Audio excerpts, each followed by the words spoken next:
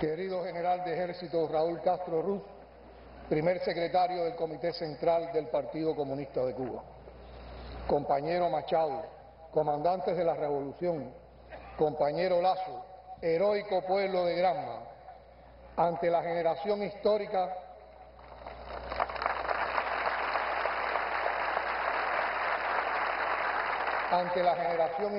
que nos acompaña, pronunciaré las palabras centrales de este acto en la misma plaza donde el comandante en jefe, en igual fecha de 2006, presidió y clausuró por última vez una conmemoración del Día de la Rebeldía Nacional.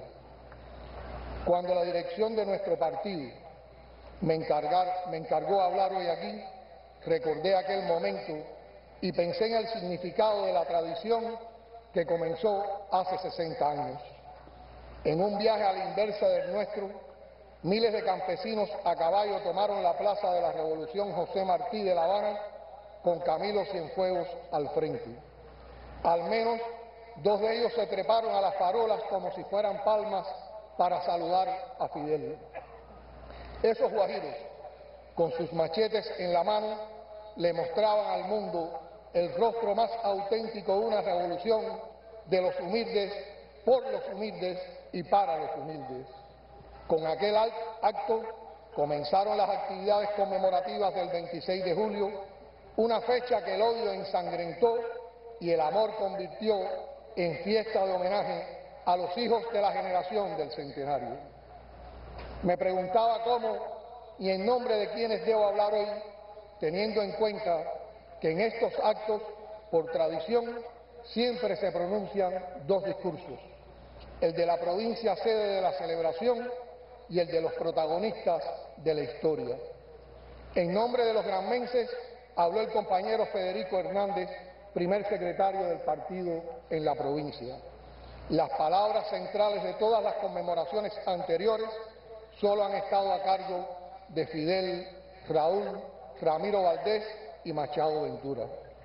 Puede parecer un detalle, pero resulta relevante que los protagonistas de la historia, vivos, lúcidos, activos en su liderazgo político, le encomienden a la nueva generación de dirigentes del país pronunciar las palabras centrales en una de las conmemoraciones más trascendentes de la historia revolucionaria.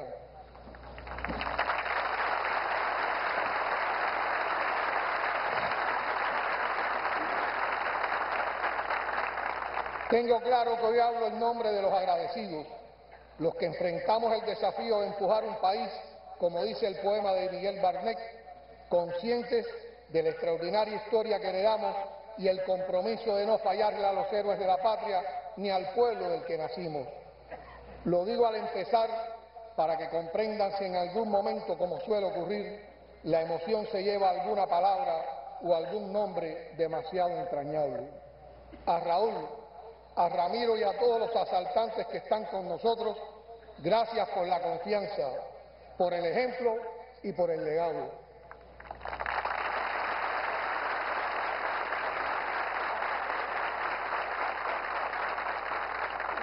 La historia, ¿qué peso tan descomunal tiene la historia en nuestras vidas? Es justo decirlo aquí, donde ella empezó a expresarse como nación hace 151 años. ¿Quién que se siente y se diga cubano puede pasar por la de Majagua, por Yara, por Manzanillo, por Jiguaní, por Dos Ríos, por La Plata, por Guisa, por Bayamo, por sus calles y sus plazas, sin percibir que la historia nos juzga? ¿Quién puede cruzar el Cauca, subir las lomas de la Sierra Maestra o mojarse los pies en la playa de las Coloradas sin estremecerse de respeto y culto al heroísmo? ¿Quién que lea la historia me absorberá puede olvidar las palabras de Fidel al explicar por qué se escogió la fortaleza militar de Bayamo para uno de los asaltos? Y cito: a Bayamo se atacó precisamente para situar nuestras avanzadas junto al río Cauca. No se olvide nunca que esta provincia, se refería a la antigua provincia de Oriente, que hoy tiene 1,5 millones de habitantes, es sin duda la más guerrera y patriótica de Cuba. Fue ella la que mantuvo encendida la lucha por la independencia durante 30 años y le dio el mayor tributo de sangre, sacrificio y heroísmo.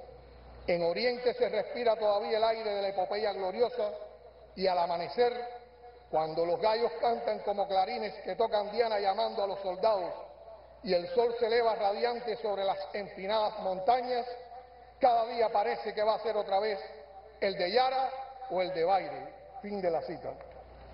Por eso al saludarlos hoy les decía, heroico pueblo de Granma.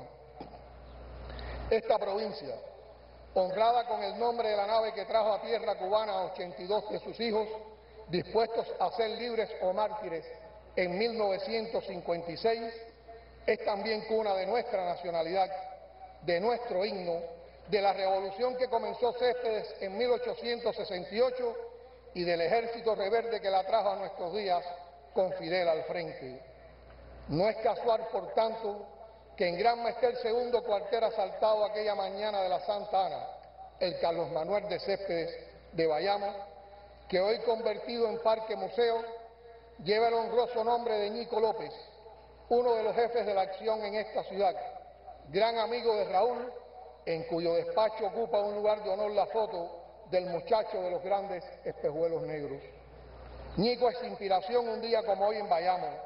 Nuestros hijos y los hijos de sus hijos deben conocer la historia de ese joven descendiente de migrantes gallegos, que no era bayamés, sino habanero, que tuvo que dejar la escuela y trabajar desde niño para ayudar a su familia, que fue de los organizadores de las acciones de hace 66 años y logró salvar la vida batiéndose heroicamente en las calles de esta ciudad, que ya en la capital se asiló en una embajada y emigró a la Guatemala en ebullición de los tiempos de Jacobo Arbenz.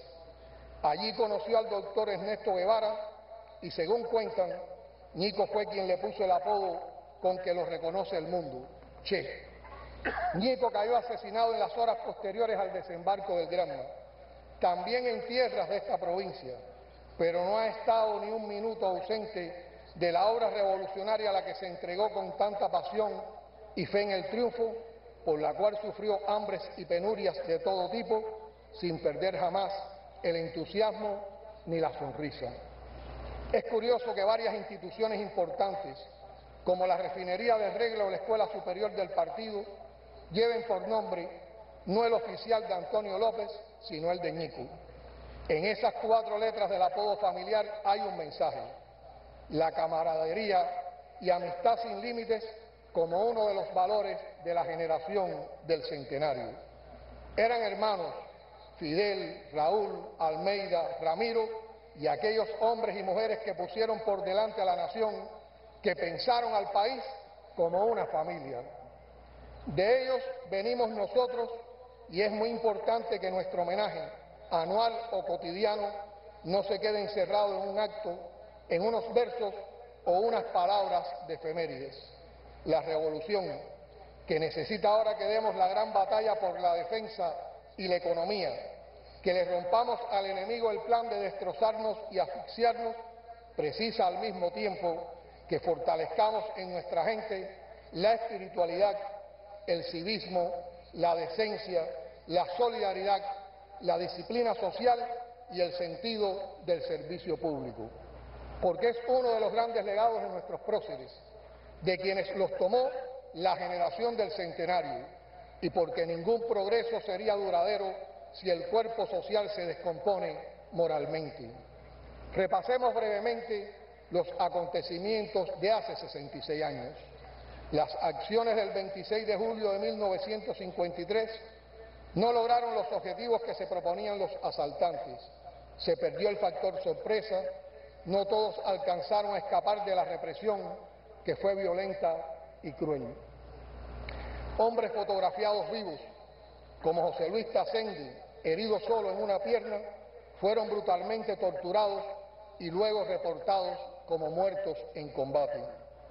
Todavía nos golpean los duros testimonios gráficos y orales que recogieron historiadores y periodistas a lo largo de estos años. El más insoportable, imaginar los ojos de Abel en manos de sicarios. A pesar del dolor, de la pérdida física de esos seres de otro mundo de la canción del elegido de Silvio, los sobrevivientes de aquella epopeya, guiados por Fidel, no se lamentaron nunca, no se fueron a llorar a los rincones por sus compañeros muertos o asesinados. Crearon un movimiento con un programa liberador que conserva plena vigencia y transformaron el acontecimiento en la motivación de otros combates. El motor pequeño prendió al grande. 5 años, 5 meses y 5 días después de los asaltos a los cuarteles de Santiago de Cuba y Bayamo, negando el supuesto fracaso del 53, llegaría el triunfo el 59. El revés se había convertido en victoria.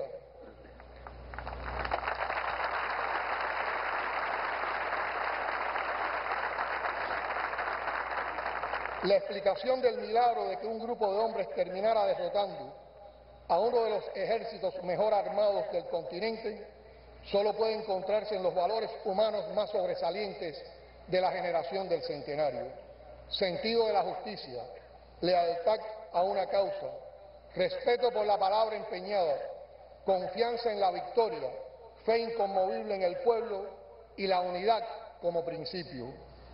Durante la reciente discusión de la Ley de Símbolos Nacionales se habló mucho de esa fuerza.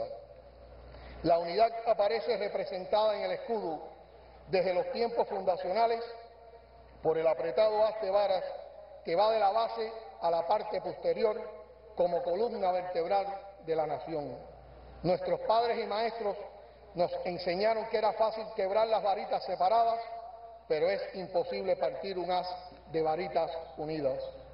Cuando convocamos a pensar como país, estamos pensando en la fuerza física absoluta que hay en un haz de varas que solas se podrían quebrar con facilidad. Nos toca pensar como país porque nadie va a pensar por nosotros.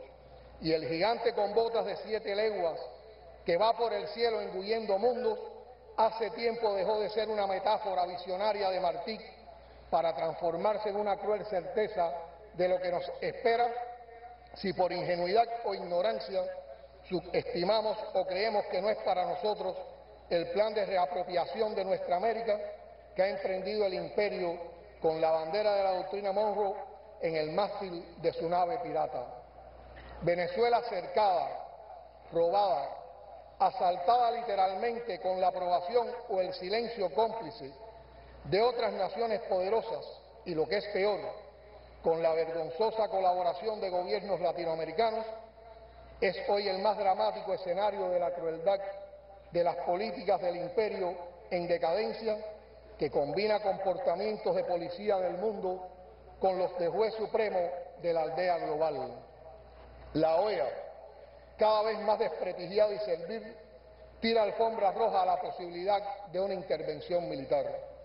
La zona de paz que la CELAC acordó en La Habana para preservar a la región de la violencia de la guerra convencional sobrevive a duras penas por la voluntad de naciones dignas de Latinoamérica y el Caribe.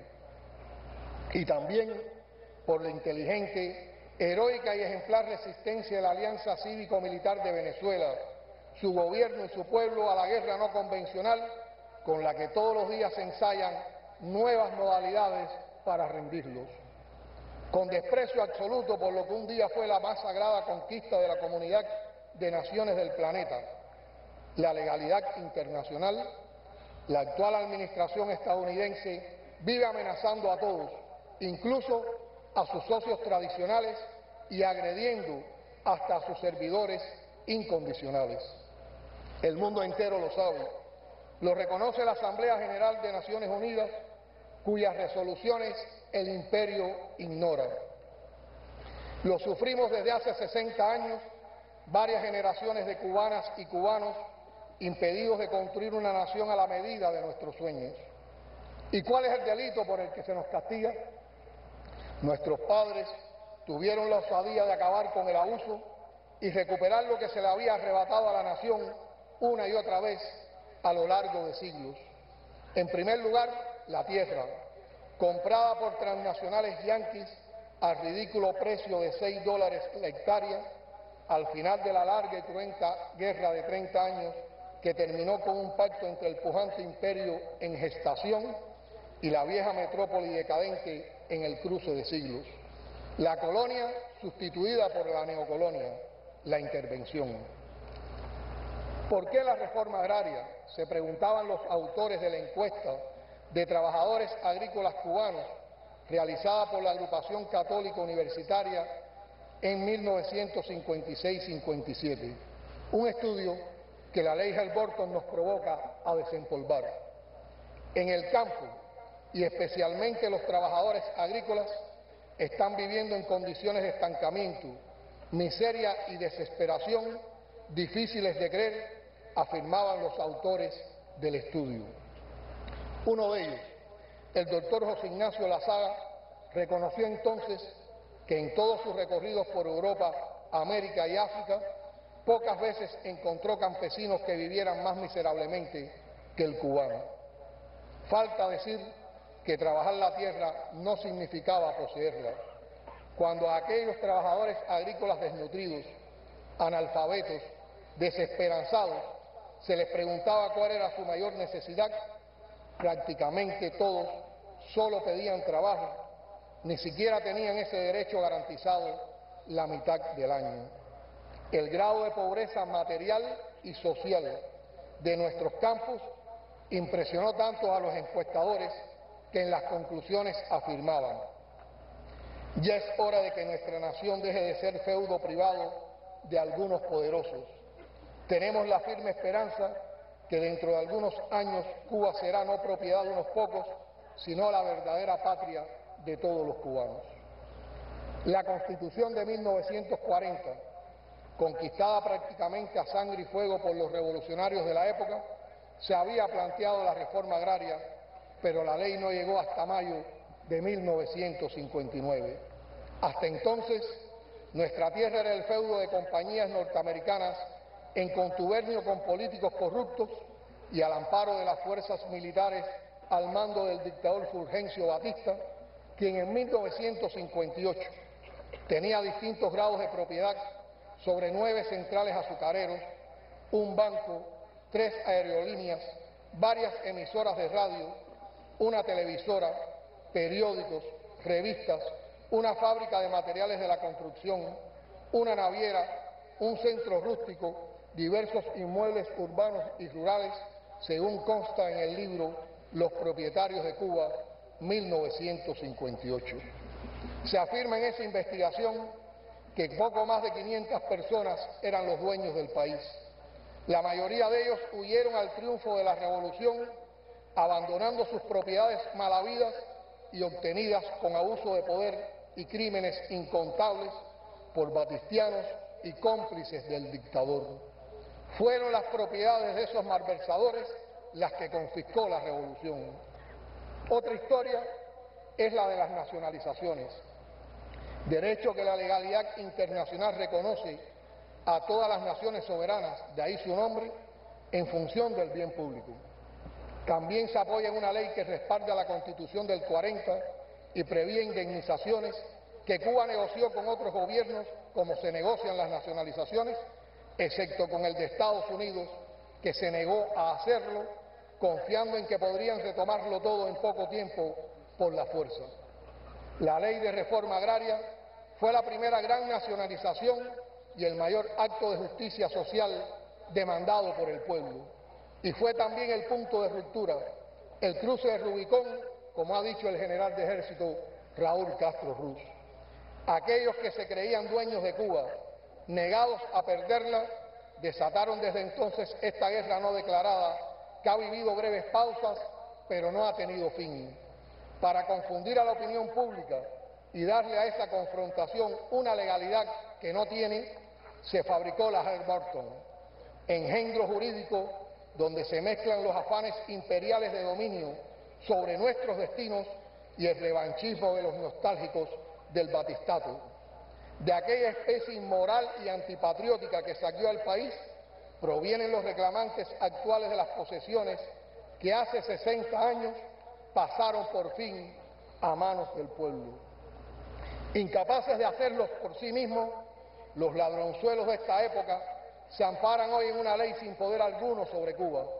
para recuperar bienes confiscados por ser fruto de malversación o bienes abandonados por temor a la justicia popular. Me permito advertirles que los descendientes de aquella caballería mambisa y campesina que tomó la plaza en 1959 para saludar a la revolución victoriosa, heredó la tierra y los machetes de sus antepasados, y no dudarían en blandirlos bien afilados contra quienes intenten arrebatarles la tierra que esa revolución les entregó.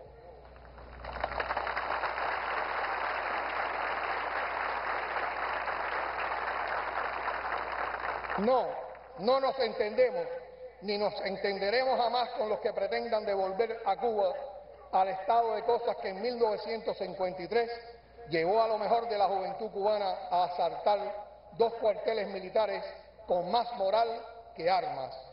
El programa del Moncada, brillantemente expuesto por el joven Fidel Castro en su alegato de defensa, habla claramente de las razones que los llevaron al combate aquel 26 de julio. El problema de la tierra, el problema de la industrialización, el problema de la vivienda, el problema del desempleo, el problema de la educación y el problema de la salud del pueblo. He ahí concretado los 6 puntos a cuya solución se hubieran encaminado resueltamente nuestros esfuerzos junto con la conquista de las libertades públicas y la democracia política. Quizás luzca fría y teórica esta exposición si no se conoce la espantosa tragedia que está viviendo el país en estos 6 órdenes, sumada a la más humillante opresión política. Fin de la cita. Solo una revolución podía cambiar ese panorama, que 4 años después del asalto se había agravado tanto que en 1957 una organización religiosa como la que mencioné terminaba su encuesta con el reclamo de un cambio radical y definitivo en el país. Cambió Cuba, pero no cambiaron los afanes de poseerla del vecino poderoso con la entusiasta colaboración de los halcones y los apátridas serviles del sur de la Florida. No pueden apropiarse de Cuba, como advirtió Maceo, y deciden perseguirla, acorralarla, asfixiarla. El asedio que sufren todas nuestras operaciones comerciales y financieras ha escalado en los últimos años y meses a niveles extraterritoriales, ilegales y criminales. Voy a dar una cifra fresca para que juzgue el mundo. Solo en el último año, de marzo de 2018 hasta abril de 2019, el bloqueo nos provocó pérdidas por valor de 4.343 millones de dólares.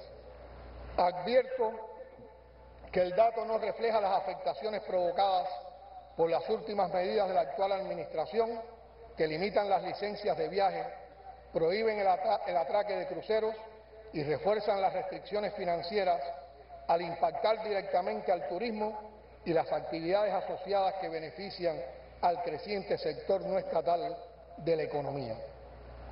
Son esas restricciones y la persecución financiera contra Cuba las causas principales del desabastecimiento de alimentos y combustibles y de la dificultad para adquirir piezas de repuesto indispensables para sostener la vitalidad del sistema electroenergético nacional, que nos han afectado en las últimas semanas y meses y que estamos enfrentando creativamente con la férrea voluntad de resistir y vencer.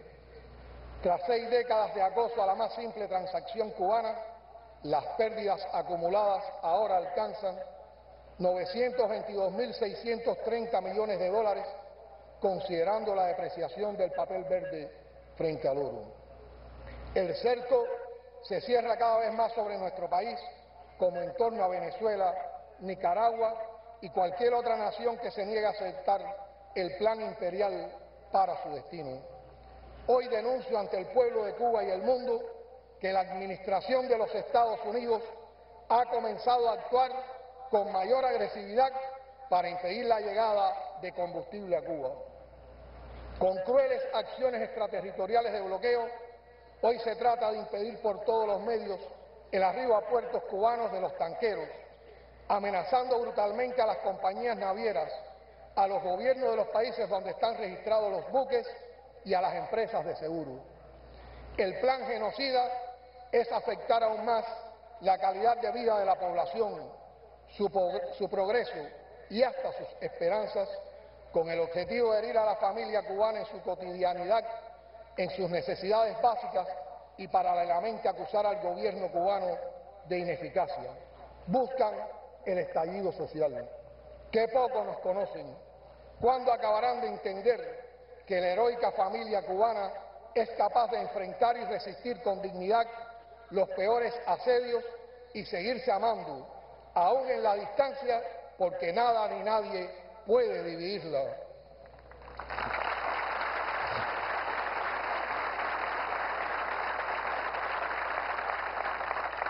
Nos quieren cortar la luz, el agua y hasta el aire para arrancarnos concesiones políticas.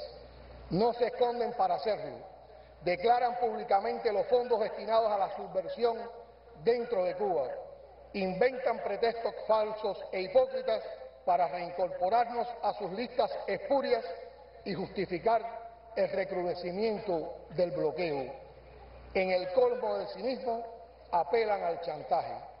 Ignorantes de la historia y los principios de la política exterior de la Revolución Cubana, nos proponen negociar una posible reconciliación a cambio de que abandonemos el curso escogido y defendido por nuestro pueblo, ahora como antes. Nos sugieren traicionar a los amigos, echar al cesto de la basura 60 años de dignidad. No, señores imperialistas, no nos entendemos. Cuba, que conoce las distancias éticas,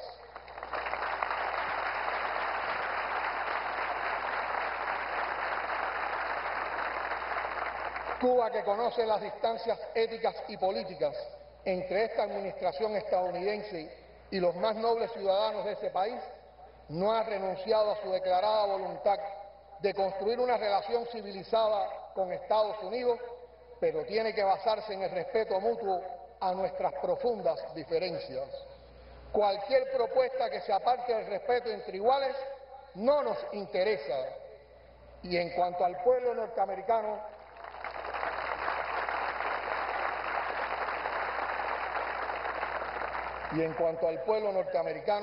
están invitados permanentemente a Cuba. Nuestras puertas están abiertas. Vengan, vean y conozcan la realidad del país que les niegan visitar en nombre de la libertad, derecho humano esencial que, según dicen, falta en Cuba y abunda allí.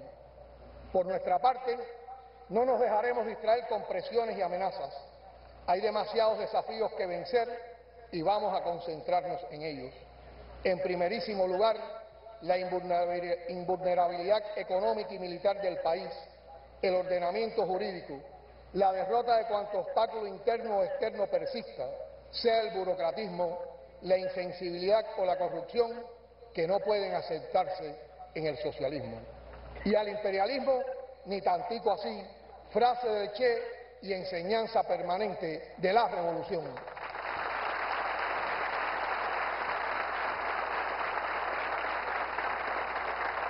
Estos mensajes de la Cuba de principios políticos invariables los llevaremos al foro de Sao Paulo reunido en Caracas esta semana para fortalecer la integración de las fuerzas de izquierda y su movilización frente a la ofensiva imperial que se ha propuesto quebrarnos, dividirnos y enfrentarnos. Queridos compatriotas, lo que hemos encontrado en nuestros recorridos por esta provincia y escuchamos en el discurso de su primer secretario, Federico Hernández, son resultados económicos y sociales importantes. El territorio mereció la sede por sus avances innegables.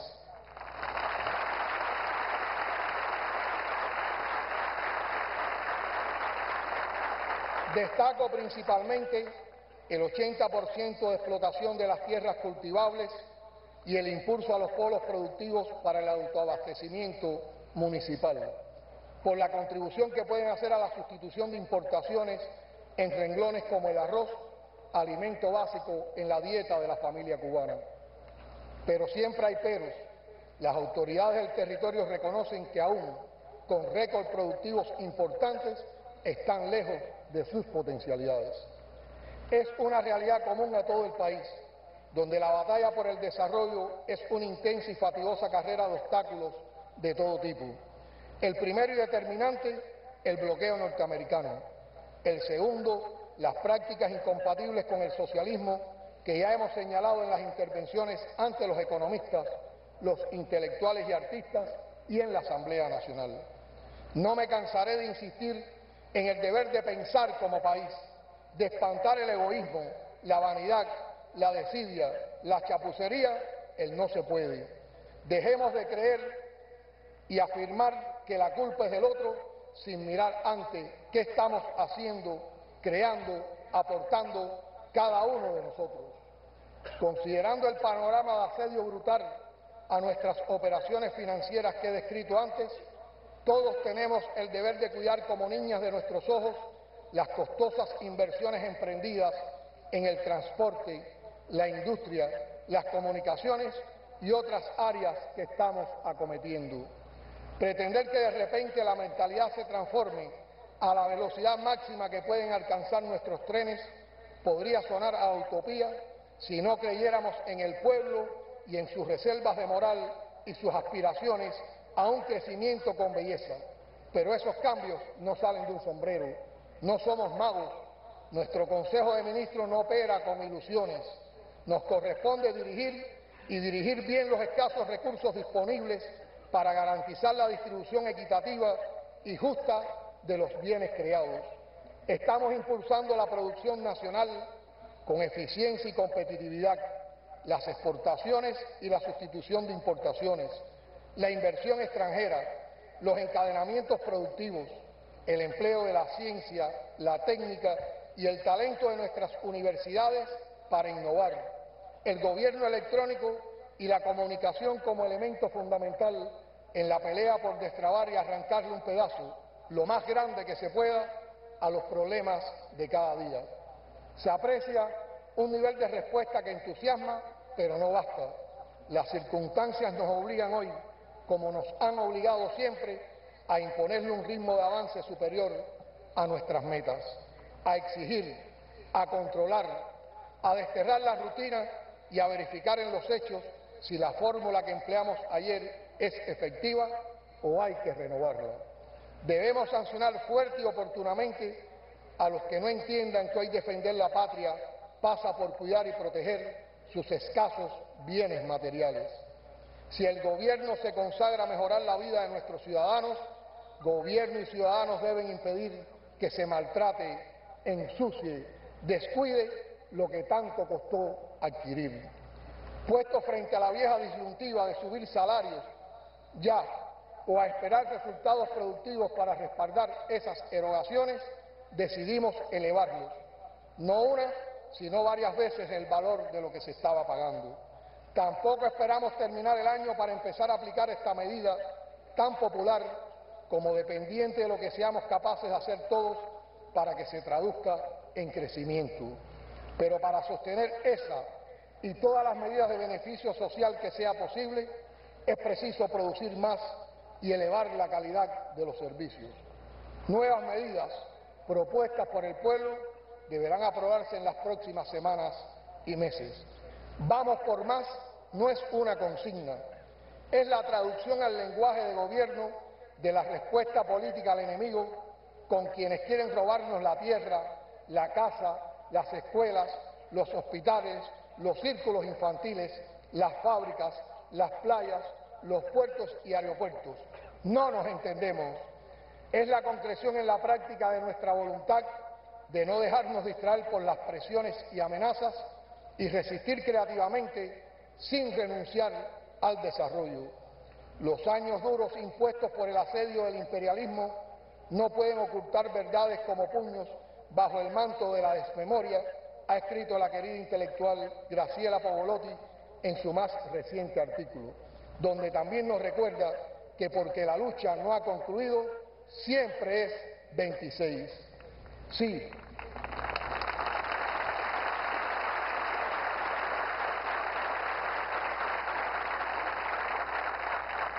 Sí, el 26 de julio será siempre una gran inspiración.